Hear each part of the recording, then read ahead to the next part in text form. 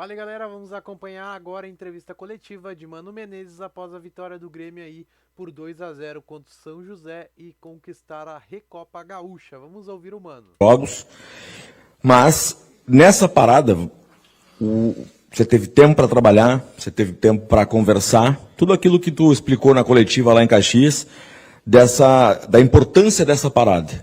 O que tu tirou desse meio tempo com o grupo, com o próprio Filipão, que é uma figura que a gente não precisa nem falar o que ele representa dentro do Grêmio. O que deu para tirar nesses dias todos de trabalho até a volta aí do Mundial? Está terminando agora e o Grêmio já tem o Cruzeiro pela frente, um clássico do futebol brasileiro no domingo. Bom, primeiro vamos comemorar um pouco, né? Acho que é bom. O sentimento de conquista, por menor que seja a importância, ele sempre tem valor para a construção de uma equipe, para avançar na confiança, aquilo que entendemos que sejam ingredientes fundamentais para você voltar a ser o Grêmio que queremos ser.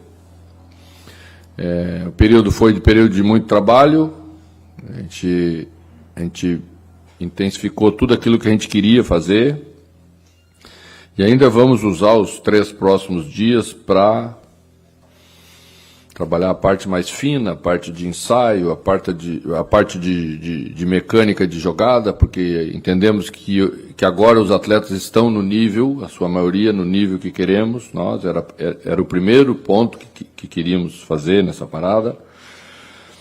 E acho que foi possível ver no jogo treino algumas coisas boas. Hoje, na primeira parte do jogo com o São José, na final, também, acho que se considerarmos também que a equipe hoje esteve com 5 ausências importantes, e mesmo assim a ideia já está mais elaborada, as coisas já começam a fluir mais naturalmente e esse ambiente mais leve, porque se nota que as coisas estão caminhando para frente, vem dando uma contribuição importante para a gente trabalhar bem, crescer bem e continuar no caminho que nós entendemos que seja o mais correto. Boa noite, Mano. Parabéns aí pela vitória. Tem aquela coisa, né? Eu tenho uma pergunta que é legal. Eu vou dividir a pergunta em duas. Uma parte é legal, outra parte acho que normalmente, se a gente tivesse assim, um contato mais diário, eu não faria depois de um jogo como o de hoje. Mas é o seguinte, pelo lado bom, eu queria que tu falasse um pouquinho do que tu prevê da evolução de Alisson Edward. Esse jogador que hoje foi fundamental, teve as jogadas lá, fez o gol, o primeiro gol dele.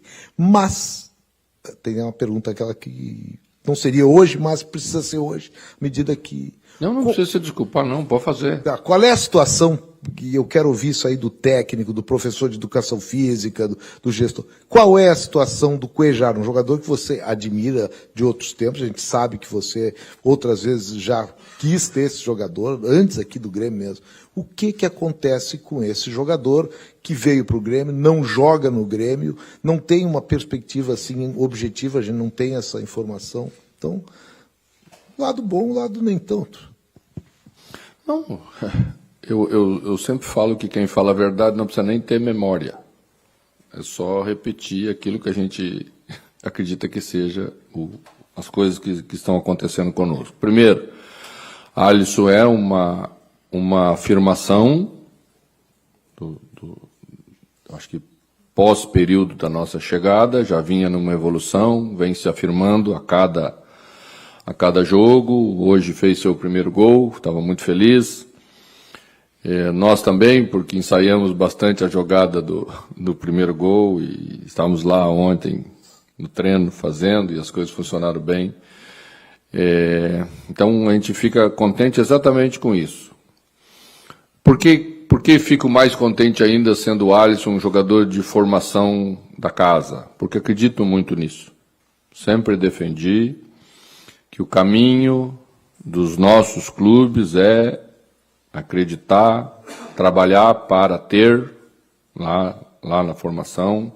Isso requer um investimento hoje que todos os clubes têm que ter, mas é um investimento que, bem trabalhado lá na primeira parte, depois com um técnico que tem paciência para trabalhar com jovens jogadores, que tem na sua comissão técnica treinadores técnicos com conhecimento para formar jogadores, a gente pode, num curto espaço de tempo, encontrar soluções que a gente imaginava não estarem à nossa disposição. Então, acredito muito nisso e fico feliz que aconteceu com o Alisson. Penso que num curto espaço de tempo vai acontecer com o Riquelme, daqui a pouco vai acontecer com o Jardiel, acho que já está acontecendo com o Igor Serrote, está acontecendo com o Carioca, que vem se afirmando aí, né?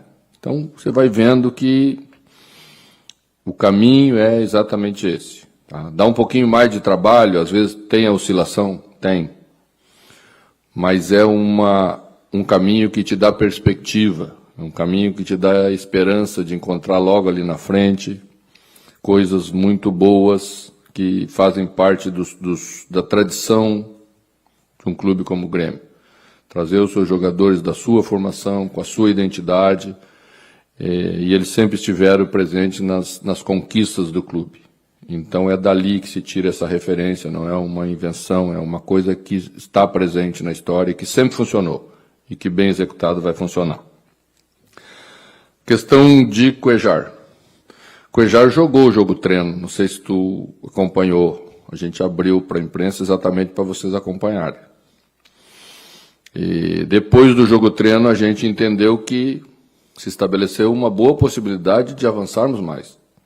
Para ter essa possibilidade de avançar mais, eu tinha que tirar do jogo de hoje, porque aumentei a carga, estabeleci algumas coisas que traria risco se eu o colocasse em campo já no jogo seguinte. Então o caminho para ele é esse. Ainda precisa avançar. Nós entendemos na avaliação de todos dentro do clube que era muito mais pertinente a gente fazer isso, assim como fizemos com o Vila Sante, não na mesma proporção, mas também fizemos, porque Vila se apresentou depois e perdeu algumas questões importantes que nós entendemos que ele deva ter também, porque é um jogador que precisa disso. Então, não é só com o Cuéllar, né? Temos com outros jogadores também. E isso abre a perspectiva de termos, num curto prazo, o jogador que imaginamos, que contratamos, que o Grêmio acreditou e que provavelmente outros clubes no Brasil também acreditariam, exatamente pela sua trajetória, por aquilo que ele construiu como jogador de futebol, e merece esse respeito e essa nossa confiança de que vamos tê-lo. Mano, boa noite. Hoje tu concedeu a oportunidade para o Matias Arezzo começar como titular no comando de ataque, e depois do jogo ele até foi questionado a respeito do futuro, se ele quer permanecer no Grêmio. Ele se limitou a falar que tem contrato vigente com o Grêmio. Como administrar esta questão dentro de todos os elementos dos últimos dias? O presidente do Peñarol dizendo que ele está fazendo força para que o negócio aconteça, o próprio Matias Arezzo não confirmando que quer ficar no Grêmio, não sendo firme nesta resposta. Tu é favorável a este negócio entre Grêmio e Peñarol? Negócio? Não, eu não faço negócio.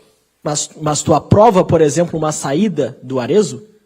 Não, eu sempre trabalho em conjunto com as duas partes que ficam no meio. A primeira delas com os meus jogadores e a segunda com a direção, que é tão importante quanto, e que decide para lá ou para cá, porque se você contrata jogadores, você adquire direitos federativos, você paga por eles, e depois isso para servir, para andar diferente para qualquer lado, precisa se desfazer essas coisas. Tá? Então eu quero muitos jogadores. Eu tenho uma lista assim, que eu podia elencar aqui para vocês, eu sonho com eles, mas eles são inviáveis. Talvez o Peñarol também esteja sonhando com algo que seja inviável nesse momento financeiramente, né? E a minha conversa com o Arezzo foi muito clara e ele foi muito claro comigo, né? A gente já viu muita coisa. Recentemente aqui em Porto Alegre também teve um jogador que saiu, foi, voltou e continua. Então o Arezzo não é o único jogador que temos aqui para conversar sobre esse assunto. Mas o nosso nós vamos conversar, tá? Então é assim, né? Isso acontece, é normal. Gerson, recentemente, não teve uma discussão no Flamengo, sai, fica, não, essas coisas acontecem. Então, precisa se estabelecer uma relação de transparência, que é o que o Grêmio fez com o Arezzo, e é o que vai nortear qualquer tipo de relação. O jogador está muito bem empenhado no dia a dia de fazer a sua parte como profissional. Essa é a parte que me interessa. A partir do momento que eu não enxergar isso nele, bom, vou ser o primeiro a dizer, isso aqui não serve, mas não é esse o caso. Mano, aqui. É só pegar um gancho rapidinho dessa situação do Arezzo que você falou, conversou com o jogador na parte que cabe ao treinador dessa situação. E ele, para entender bem que tu contas com ele normal, como é um jogador que tem contrato com o clube. Conto com todos os jogadores que estejam no meu elenco. Perfeito. E Arezzo está no elenco. Então, ponto. Quando mudar essa situação, podemos falar diferente disso. É isso. Perfeito. Eu quero que você falasse da estreia da noite hoje, né, do Alex Santana, que veio para o grupo em meio à transferência. Tinha o jogo do Corinthians, ele não pôde estrear, então agora hoje fez a estreia, né? Queria que tu fizesse uma avaliação. Sei que daqui a pouco avaliar individualmente não deve ser muito bom, assim, para o treinador, não gosta tanto, mas para uma estreia, para um primeiro jogo, um jogador que tu contas com ele, que chegou agora há pouco ao clube. Bom, acho que podemos usar Alex como um exemplo daquilo que pensamos para frente. E vocês têm perguntado muito sobre contratações, sobre aquilo que vamos fazer, sobre o que não vamos. O Grêmio vai trazer para o seu elenco jogadores que possam chegar como Alex chegou, vestir a camisa e sair entregando aquilo que tem para entregar. E isso que ele entregou no jogo treino, entregou hoje, é aquilo que é bom para a gente. A característica que precisávamos de mais um jogador de meio campo, que faz a bola passar tranquila pelo meio campo, que está sempre disponível para receber a bola, para fazer a transição de defesa para o ataque, isso para nós é fundamental. E aí que nós estamos trabalhando para solucionar os nossos problemas, e aí podemos solucionar os nossos problemas. Não vai ser a contratação bombástica, aquela que todo mundo, como vocês mesmos chamavam, que enchia aeroporto, né? Agora já nem enche mais, né? Mas enchia. Não é isso, mas você vê que o mercado brasileiro está caro no sentido financeiro, mas ele tem soluções que a gente pode encontrar prestando atenção bem naquilo que realmente a gente quer como característica. Aí eles serão extremamente úteis e qualificarão o nosso grupo, é isso que eu quero. Tudo bem, mano? Aqui à sua direita, boa noite. Queria que você falasse sobre esse período de treinamentos. O que vai dar para ser visto a partir da partida contra o Cruzeiro? Teve a jogada ensaiada no escanteio hoje, que foi vista em campo e você citou aqui. Alisson também conversou sobre os treinamentos das bolas paradas. E uma outra, Felipe Carbajo está voltando essa semana de empréstimo. Quais são as suas intenções com esse jogador? Passou um ano emprestado ao futebol norte-americano, retorna agora. Você conta com ele, vai fazer parte do seu elenco. Conta com ele dentro de campo ou conta com ele no banco de reservas? Viu como é fácil responder? É só seguir a mesma linha de correção, né? A partir do momento que ele seja integrado e a perspectiva é que seja integrado, então logo solucione os seus problemas de mudança, porque agora está mais difícil sair e entrar nos Estados Unidos, né?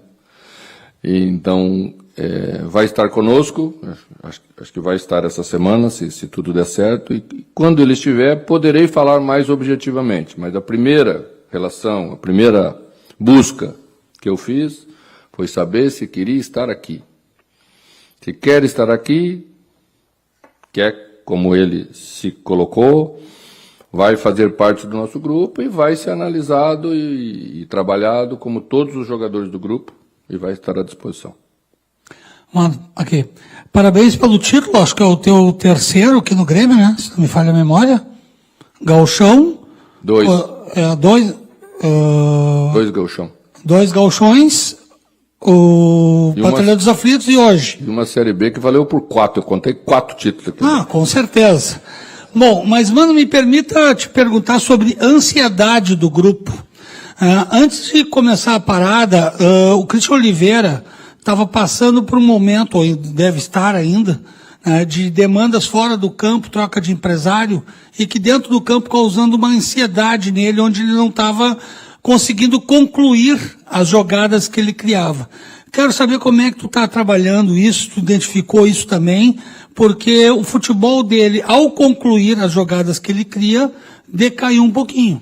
Eu queria que tu falasse a respeito. O atleta de futebol é um ser humano como todos nós, tem os seus problemas, tem as suas questões particulares, casamento, esposa, filhos, pai, família, empresário. E cada vez o staff deles está maior, né? Então tem mais problema para resolver quando tem que fazer isso. E nós temos esse cara todo dia para trabalhar. E temos que centrá-lo nos objetivos que queremos nós. Porque só trabalhando todo dia com concentração e foco, ele pode apresentar, né, o desempenho que é necessário no alto nível. Às vezes não é possível separar, como nós às vezes não conseguimos separar os nossos, né? Mas eles têm sido, de um modo geral, muito profissionais. Às vezes passa determinados momentos onde as coisas acontecem numa profusão um pouquinho maior, né? Que parece que está tudo caindo na cabeça de alguém, mas passa. Nada resiste ao trabalho, como diria o professor Luxemburgo. Mano, aqui. Você, antes da parada, valorizava muito ela, né? Pelo esse tempo que é até incomum no futebol brasileiro, na metade do ano, ter esse período longo de treinamentos. Dentro da ideia proposta pelo Mano antes e durante a parada, o time hoje, claro que é um nível abaixo do que vai se enfrentar no restante da temporada, ele está mais próximo daquilo que você deseja, dentro de um nível ali, por exemplo, de 0 a 10, quanto que ele chega perto da ideia do jogo que o Mano Menezes quer colocar durante o restante da temporada? Acho que ainda estamos em 6, 7. Estamos só passando sem recuperação. Vocês nem sabem o que é isso, né? Vocês são muito jovens. Eu acho que a equipe, o processo de evolução dela, ela só se dá por completo, o processo só se dá por completo quando os resultados vêm acompanhando o desempenho, aquilo que a equipe faz. Então essas coisas, elas de períodos em períodos, elas desaceleram um pouco, depois elas aceleram um pouquinho mais. O que a gente já tem notado na equipe é que ela está mais tranquila e confiante para resolver os problemas do jogo. Antes, qualquer problema que a gente tinha já era um desespero assim, no início, quando a gente chegou. A equipe perdia a tranquilidade, daí apressava, daí queria fazer de qualquer jeito, né? No alto nível é muito difícil fazer de qualquer jeito, porque os outros são muito bons e eles neutralizam quem faz de qualquer jeito. A equipe hoje já tem mais calma, né? De vez em quando ainda oscila. Acho que na segunda parte voltou a querer jogar bola longa, deu transição para o adversário, deu 10 transições para o adversário, coisas desnecessárias, com um jogo que estava bem, relativamente fácil de controlar. Tá? Mas aí foi por um pouquinho de displicência, não foi um pouco por ansiedade. Encontrou facilidades demais. Então, nessas horas, quando você encontra as facilidades, você tem que botar lá no placar as facilidades que você encontrou, traduzir em números favoráveis, né? Gols, porque isso também conta para a trajetória de uma temporada, mas o caminho que ela está trilhando para fazer as coisas melhores é muito bom. Eu acho que teremos esse retorno, mesmo contra adversários mais difíceis que teremos pela frente. Mano, tudo bem? Boa noite. A partir do domingo começa um terror dos treinadores, que é o calendário. Jogo de 3 em 3 dias. E desde a sua chegada, a sinceridade vem imperando. O senhor não esconde o que acontece nos bastidores, não nega informações. E o torcedor toda hora pergunta, mas e agora? Com esse calendário apertado, com Sul-Americana, Campeonato Brasileiro, tem como trabalhar de maneira igual nas competições? Ou vai chegar um momento que, não, vamos priorizar um pouco a Sul-Americana, já que está numa repescagem, e deixar um pouco de lado o brasileiro, ou dar uma mesclada? Não. 2 competições é possível fazê-las com o mesmo interesse, com a mesma prioridade. Primeiro, porque também não podemos descuidar no Campeonato Brasileiro. A gente saiu de uma situação que a gente estava quando chegamos aqui, mas vocês já viram que nós vamos jogar uma série de jogos fora de casa, todos eles em sequência. Isso se deve pelo fato de termos que ter tirado 2 jogos que jogaríamos em casa nessa sequência, exatamente pelos jogos com a Aliança Lima. E jogar fora de casa no Campeonato Brasileiro é aquela dureza de sempre. Tá? Então a equipe tem que, mesmo rodando alguns jogadores, manter desempenho. E eu acho que ela pode manter desempenho. É isso que a gente quer num grupo homogêneo, né? Poder confiar em mais jogadores para poder colocá-los em campo e eles não apresentarem quedas significativas na produção da equipe.